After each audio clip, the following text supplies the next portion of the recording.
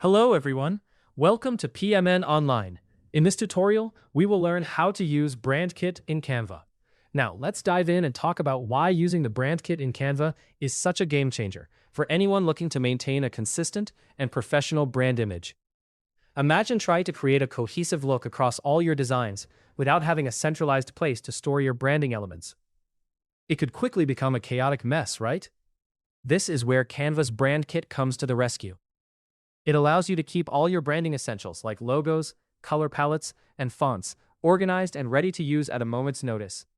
So whether you're a seasoned designer or just starting out, using the Brand Kit can significantly streamline your workflow and ensure consistency across your projects. To get started, head over to the Canva website. If you haven't already signed up, you'll want to click on the option to start your free pro trial. This trial gives you access to all the amazing features Canva has to offer, including the Brand Kit.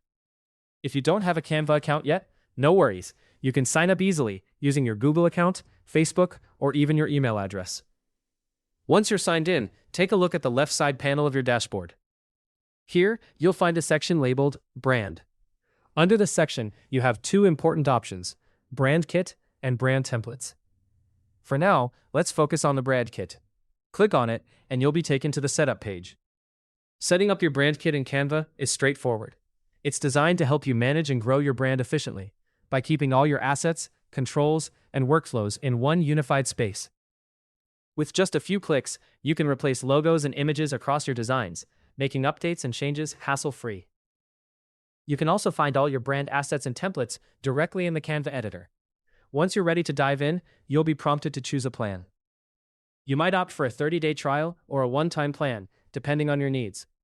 After selecting your plan, you'll have full access to the Brand Kit. In the Brand Kit, you have several options to customize your brand identity.